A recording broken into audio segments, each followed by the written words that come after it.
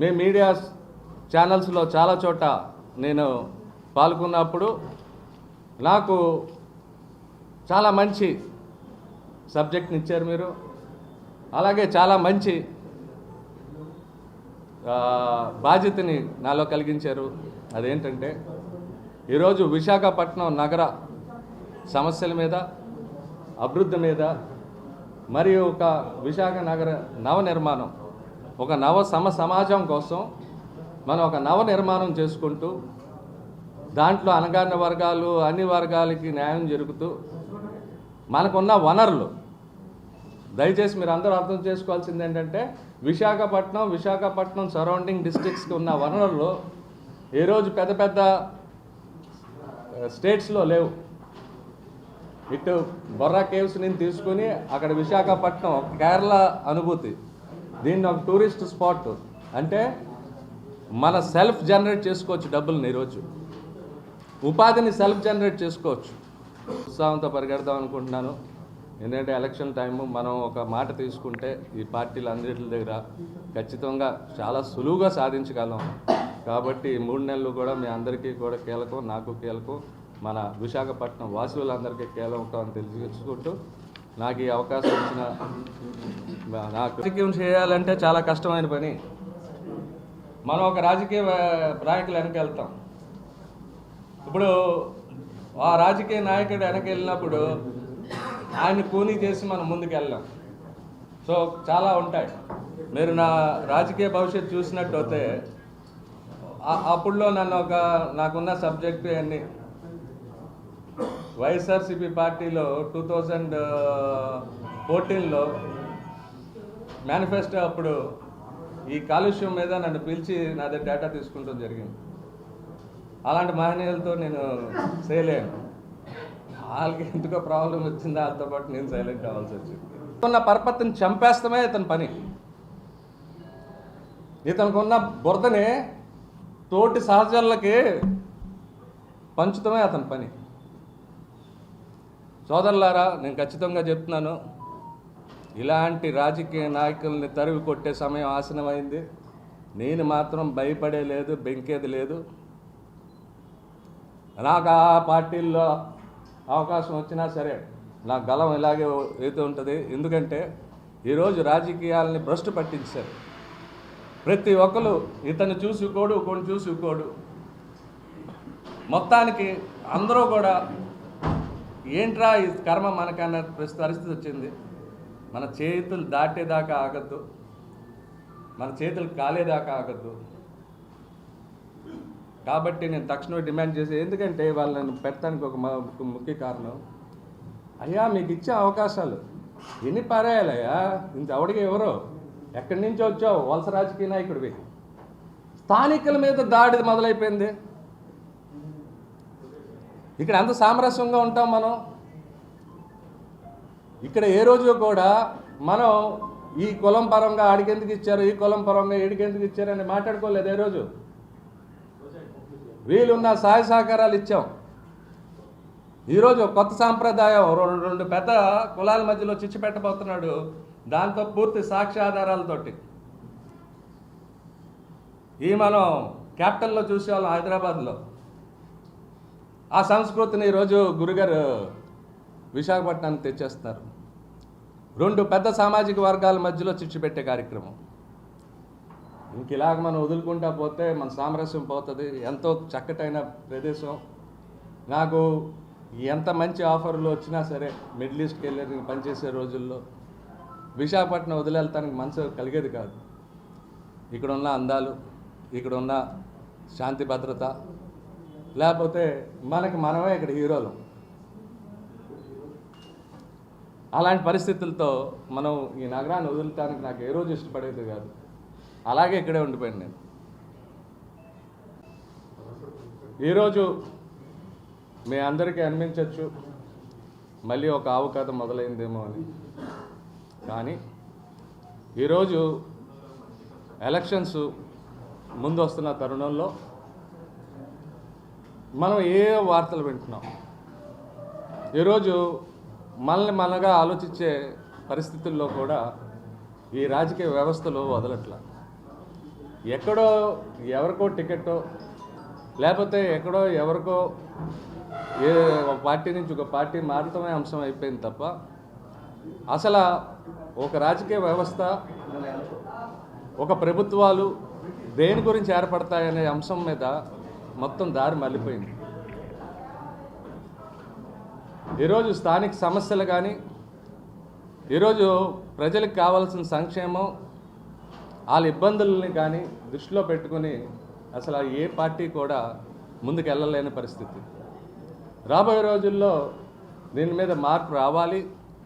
ఆ మార్పు మీలాంటి ఫోర్త్ ఎస్టేట్ భుజం మీద మీ భుజస్కంధాల మీద తీసుకుంటే కానీ అవ్వదనే పూర్తి నమ్మకంతో ఈ ఒక ప్రెస్ మీట్. మరి మనం చూస్తున్నాం గత 4 రోజుల నుంచి ఒక వారం రోజుల నుంచో ఒక కామెడీ షో మొదలైంది వైజాగ్లో, పెద్ద కామెడీ షో. అసలు మిగతా కొన్ని ఈ కామెడీ షోస్ ఉన్నాయి మనకి బాగా పాపులర్ కామెడీ షోస్, అవి కూడా సరిపోట్లా. ఒక వ్యక్తి అంట విశాఖపట్నం దొంగ తల్లి ప్రేమ నటించి రాజీనామా చేసి, ఎందుకు రాజీనామా చేశాడు అనేది ప్రతి ఒక్క వాసుడికి తెలుసు, మొత్తం ఆంధ్ర రాష్ట్రానికి తెలుసు, మొత్తం ఆంధ్ర రాష్ట్రానికి తెలుసు. అధికారంలో లేకపోతే ఆ మనిషి ఉండలేడు. ఎందుకంటే ఆయన వెనకున్న కొంతమంది ఆర్థికంగా బలపడిన వ్యక్తులు, సంపన్నులు, వారి కోసం రాజకీయమే చేస్తాడు తప్ప పేద ప్రజల కోసం కానీ ఆయన పుట్టిన కులానికి కానీ అక్కడ ఉన్న నియోజకవర్గం ప్రజల గురించి కానీ అతని గురించి కష్టపడే క్యాడర్ గురించి కానీ ఏ రోజు ఆయన కష్టపడ్డు. ఒక లాబీ మాస్టర్. నేను అన్ని రాజకీయ పార్టీలని వాళ్ళు కోరిపోతున్నాను. నిజంగా మీ మీద ఆయన మీద మీకు జాలి దయ ఉంటే అతనికి ఒక పొలిటికల్ బ్రోకర్ పోస్ట్ ఏమైనా అధికారపూర్వకంగా ఇచ్చేయండి బాబు, మమ్మల్ని వైజాగ్ నుంచి మా వైజాగ్కి విముక్తి చేయండి బాబు అని కోరుకుంటున్నాను. అతనేమో అధికారంగా ఒక మంత్రివర్గంలో ఉండి ఒక మంత్రిగా ఉన్న రోజున విశాఖపట్నం గన్ల గురించి గంటా శ్రీనివాసరావు గారికి ఏ రోజు గుర్తురాలా? గంటా శ్రీనివాసరావు గారికి విశాఖపట్నంకి స్టీల్ ప్లాంట్కి గన్లు కావాలని ఏ రోజు గుర్తురాలా? దాని గురించి మాట్లాడలా. విశాఖ తల్లికి ఏదో అన్యాయం జరిగిపోతుందంటే రాజీనామా చేసింది ఆ రోజు అధికార పార్టీలోకి వెళ్తాం కోసం. అయ్యా నేను అడుగుతున్నాను, విశాఖపట్నం తల్లి గురించి అంత జాలి ఉంటే విశాఖ నార్త్ తల్లి నీకేంటి అయ్యా అన్యాయం చేసింది? నేను గెలిపించుకున్న పాపానికి ఎన్నిసార్లు వచ్చావు విశాఖపట్నంలో నార్త్ నియోజకవర్గంలో? అసలు ఎందుకయ్యా నీకు చట్టసభల మీద ఆరాటం? 2019 తర్వాతలో గెలిచిన తర్వాత ఎన్నిసార్లు చట్టసభలకు వెళ్ళావు నువ్వు? విశాఖపట్నం సమస్యల మీద కానీ, విశాఖపట్నం అభివృద్ధి మీద కానీ, విశాఖపట్నం నవ నిర్మాణం కోసం కానీ నువ్వు టేబుల్ చేసిన పేపర్లు ఏమున్నాయి? తీసుకురా. విశాఖపట్నం గురించి నువ్వు చట్టసభల్లో ఏం మాట్లాడావో? వాళ్ళు చట్టసభలకు వెళ్ళాలనే ఉద్దేశం లేనప్పుడు ఇతర ప్రాంతాల్లో కష్టపడి పనిచేస్తున్న వాళ్ళ మీద నీ దాడి ఏంటి? 4.5 సంవత్సరాలేమో ఎవడో పనిచేస్తాడా ఆ నియోజకవర్గంలో?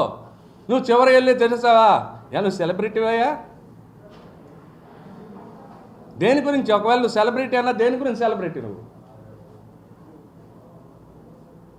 యావత్ జాతిని ఎలా సంకనాకించాడు. మా బాధ మేము పడతా వచ్చాం, ఏదో మాలాంటి వాళ్ళు మిగిలాము కాబట్టి అక్కడ కాపాడాం. ఇప్పుడు విశాఖపట్నంలో అసలు ఏ ప్రాంతాన్ని నువ్వు అభివృద్ధి చేసావు చెప్పు? ఎడ్యుకేషన్ మినిస్టర్ చేసావు. ఎడ్యుకేషన్ మినిస్టర్ చేసినాక నువ్వు నీ కుటుంబం చేసిన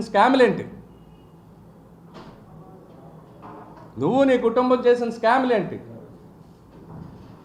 ఒక ఉద్యోగం కోసం, ఒక ట్రాన్స్ఫర్ కోసం ఫోన్లే డబ్బులు తీసుకున్నాక పని చేసి పెట్టావా? లేదు.